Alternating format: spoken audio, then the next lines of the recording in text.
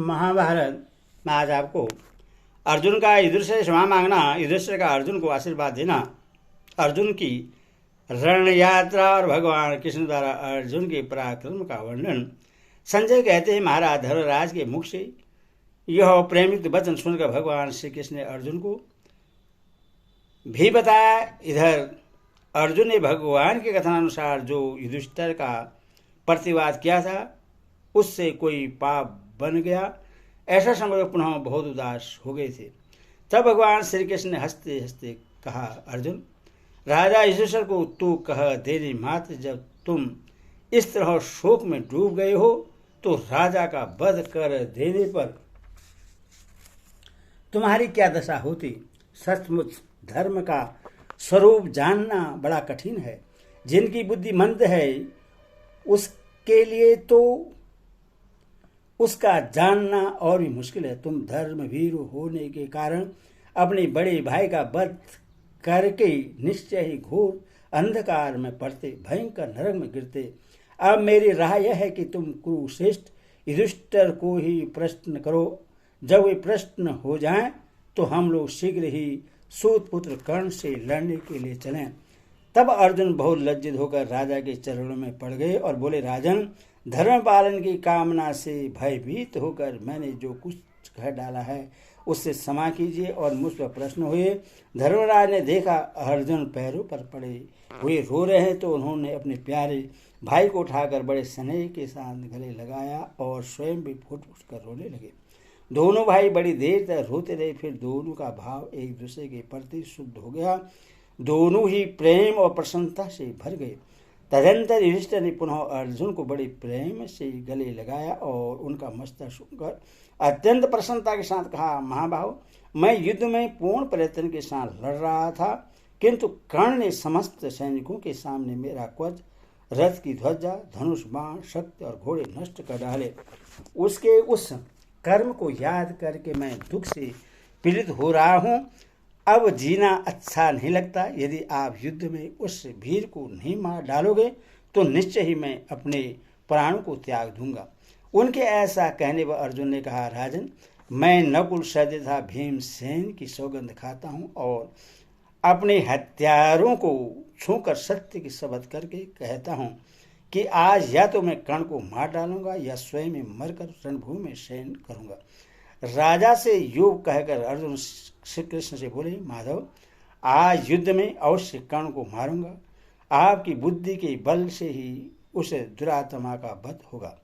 यह सुनकर श्री कृष्ण बोले, अर्जुन, तुम महाबली कर्ण का वध करने में स्वयं समर्थ हो। मेरी तो सदा ही यह इच्छा रहती है कि तुम किसी तरह कर्ण को मारते। अर्जुन ने यह कहकर श्री कृष्ण धर्मराज युधिष्ठिर से बोले, राजन, आप कर्ण के बाणों से बहुत पीड़ित हो गए हैं। यह सुनकर मैं और अर्जुन दोनों आपको देखने आए थे। सौभाग्य की बात है कि आप न तो मारे गए और न उसकी कैद में ही पड़े। अब अर्जुन को शांत करके इन्हें विजय के लिए आशीर्वाद दीजिए। युधिष्ठिर बोले, भैया अर्जुन, आओ आओ, फिर मेरी छाती से लग जाओ। तुमने कहने योग्य और हित की बात कही है तथा मैंने उसके लिए क्षमा भी कर दी है। धनंजय, मैं तुम्हें आज्ञा देता हूँ, जाओ कर्ण का नाश करो। यह सुनकर अर्जुन ने पुनः अपने बड़े भाई के चरण पकड़ लिए और उन पर सिर रखकर प्रणाम किया। राजा ने उन्हें उठाकर पुनः छाती से लगाया और उनका मस्तक छूकर कहा, धनंजय, तुमने मेरा बहुत सम्मान किया है, अतः मैं आशीर्वाद देता हूँ कि सर्वस्व तुम्हारी महिमा बड़े और तुम्हें सनातन विजय प्राप्त हो। अर्जुन ने कहा, महाराज, जिसने आपको बाणों से पीड़ित किया है उस कर्ण को आज अपने पापों का भयंकर फल मिलेगा। आज उसे मारकर ही आपका दर्शन करूंगा। यह सच्ची प्रतिज्ञा के साथ मैं आपके चरणों का स्पर्श करता हूँ। यह सुनकर युधिष्ठिर का चित्त बहुत प्रसन्न हुआ। उन्होंने अर्जुन से फिर कहा, पार्थ, तुम्हें सदा ही अक्ष, यश, पूर्ण आयु, मनोवासित कामना, विजय तथा बल की प्राप्ति हो। तुम्हारे लिए मैं जो कुछ चाहता हूँ वह सब तुम्हें मिले। अब जाओ और शीघ्र ही कर्ण का नाश करो। इस प्रकार धर्मराज को प्रश्न करने के अनंतर अर्जुन ने श्री कृष्ण से कहा, गोविंद, अब मेरा रथ तैयार हो उसमें उत्तम घोड़े जोते जाएं और सब प्रकार के अस्त्र सजाकर रख दिए जाएं। फिर सूत पुत्र का वध करने के लिए आप शीघ्र ही यात्रा करें। अर्जुन के ऐसा कहने पर श्री कृष्ण ने दारुक से कहा, तुम पार्थ के कथनानुसार सारी तैयारी करो। भगवान की आज्ञा पाते ही दारुक ने रथ को सब सामग्री से सुयोजित करके उसमें घोड़े जोत दिए और उसे अर्जुन के पास लाकर खड़ा कर दिया। अर्जुन ने देखा दारुक रथ जोत कर ले आया तो उन्होंने धर्मराज से आज्ञा ली और ब्राह्मणों द्वारा स्वस्थ वाचन कराकर वे अपने मंगलमय रथ पर विराजमान हुए। उस समय धर्मराज युधिष्ठिर ने अर्जुन को आशीर्वाद दिया। तदनुसार अर्जुन कर्ण के रथ की ओर चल दिए। कुछ दूर जाने पर उनके मन में बड़ी चिंता हुई। वे सोचने लगे, मैंने कर्ण को मारने की प्रतिज्ञा तो की है, किंतु यह किस तरह पूर्ण होगी। अर्जुन को चिंतित देखकर भगवान मधुसूदन ने कहा, गांडीवधारी अर्जुन, तुमने अपने धनुष से जिन जिन वीरों पर विजय पाई है उन्हें जीतने वाला इस संसार में तुम्हारे सिवा कोई मनुष्य नहीं है जो तुम्हारे जैसे वीर नहीं है। उनमें से कौन सा ऐसा पुरुष है जो द्रोण, भीम, भीष्म, भगदत्त, अवंती के राजकुमार बिंद, अनुबिंद, कंबोजराज, सुदक्षिण, श्रुतायु तथा अच्युतायु का सामना करके कुशल से रह सकता था। तुम्हारे पास दिव्य शस्त्र हैं, तुम में फुर्ती है, बल है, युद्ध के समय तुम्हें घबराहट नहीं होती, तुम्हें अस्त्र शस्त्रों का पूर्ण ज्ञान है, लक्ष्य को भेदने और गिराने की कला मालूम है, निशाना मारते समय तुम्हारा चित्त एकाग्र रहता है, तुम चाहो तो गंधर्वों और देवताओं से संपूर्ण चराचर जगत का नाश कर सकते हो। इस भूमंडल पर तुम्हारे समान योद्धा है ही नहीं।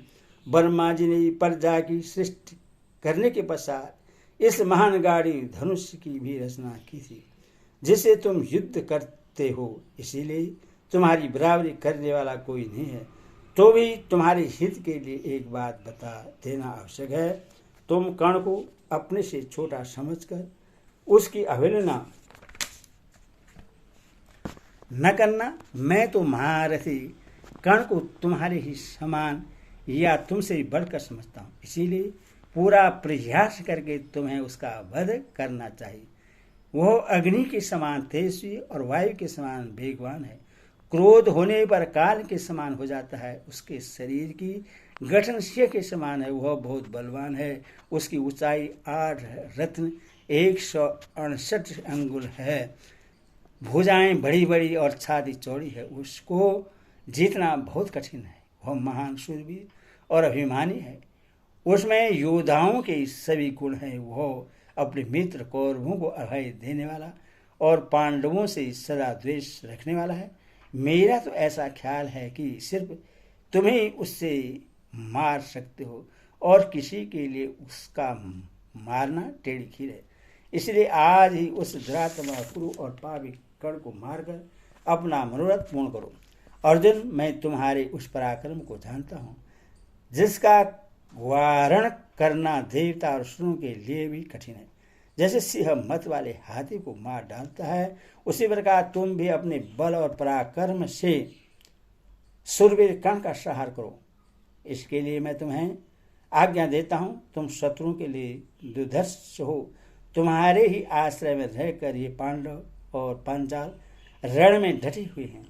तुम्हारे द्वारा सुरक्षित हुए इन पांडव, पांचाल, मत्स्य, करुष तथा चेदी देशीय वीरों ने असंख्य शत्रुओं का संहार कर डाला है।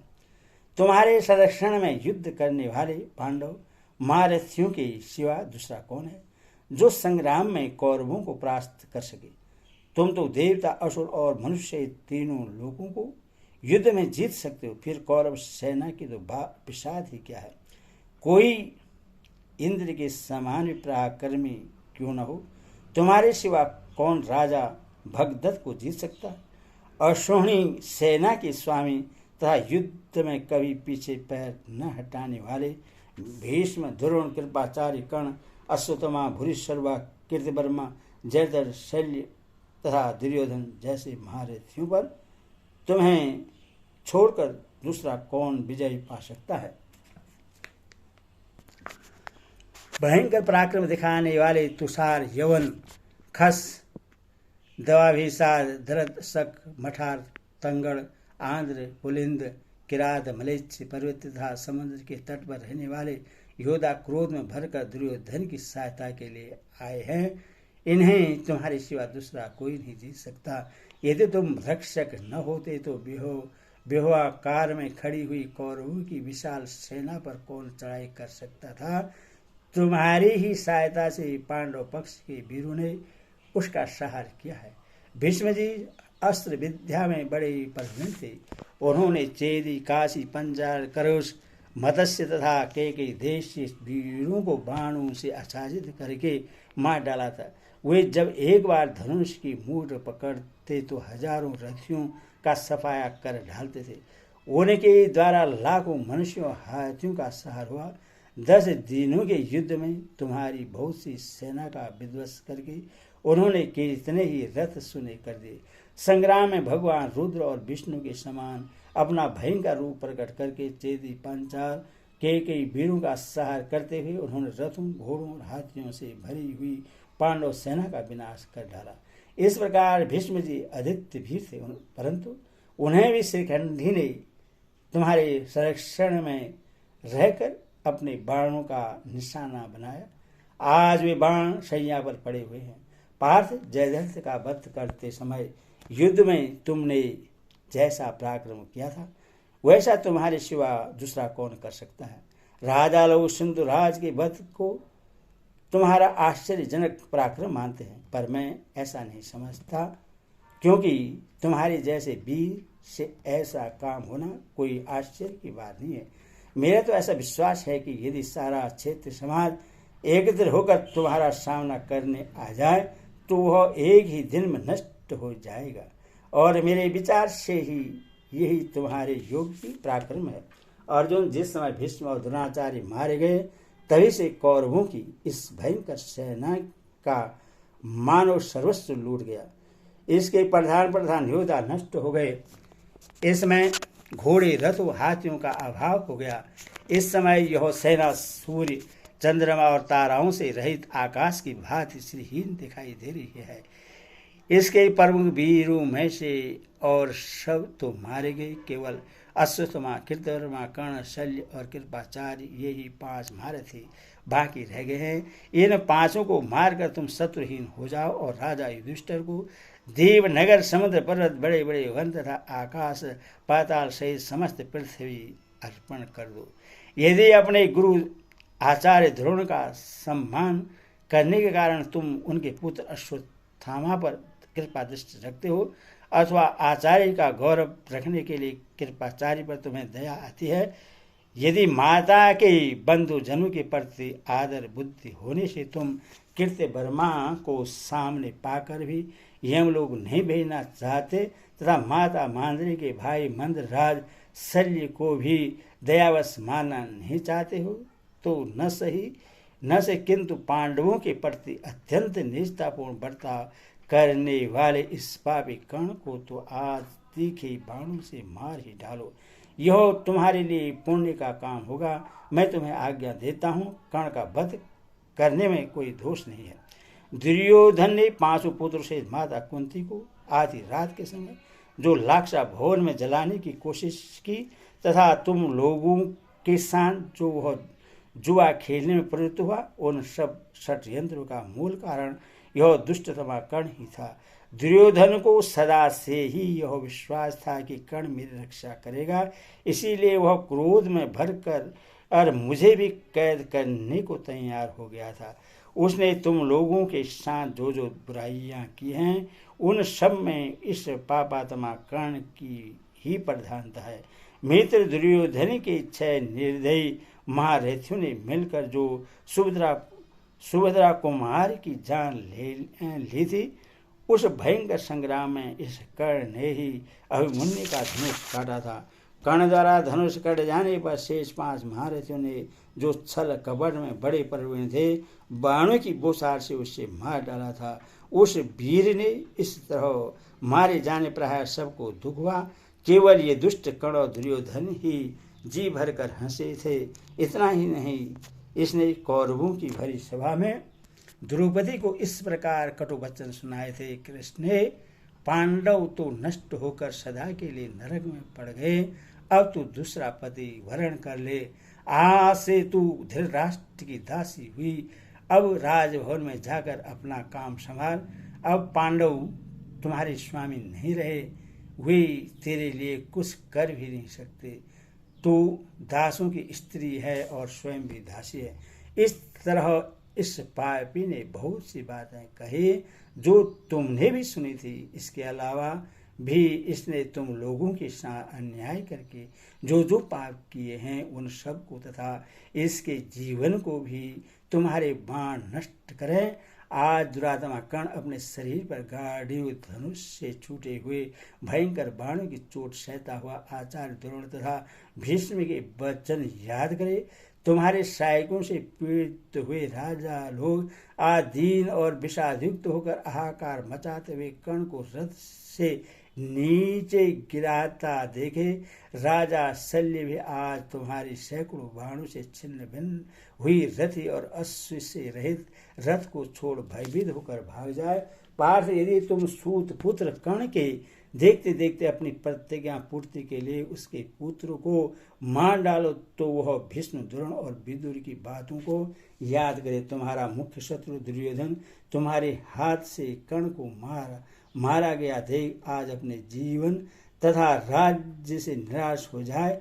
जान पड़ता है पंचाल देश से वीर द्रौपदी के पुत्र धृष्टुम्न, शिखंडी धृष्टद्युम्न के पुत्र शतानिक, नकुल, सहदेव, दुर्मुख, जन्मेजय, दुर्धर्मा, सुधर्मा तथा सात्विक ये कर्ण के बस में पड़ गए हैं।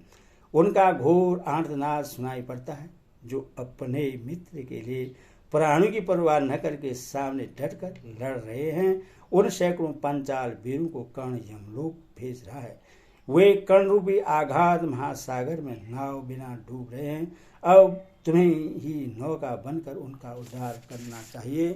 कर्ण के भृगुवंशी परशुराम जी से जो अस्त्र प्राप्त किया है उसी का अत्यंत भयंकर रूप आज प्रकट हुआ है। वह घोर अस्त्र अपने तेज से परिचित हो तुम्हारी सेना को सब ओर से घेर कर संताप दे रहा है। यह देखो, भीम सर्जय योद्धाओं से घिरे हुए हैं और अत्यंत क्रोध में भरकर कर्ण से लड़ते हुए उनके पैने बाणों से पीड़ित हो रहे हैं। मैं युधिष्ठिर की सेना में तुम्हारे सिवा और किसी वीर को ऐसा नहीं देखता जो कर्ण से लोहा लेकर कुशलपूर्वक घर लौट आया है।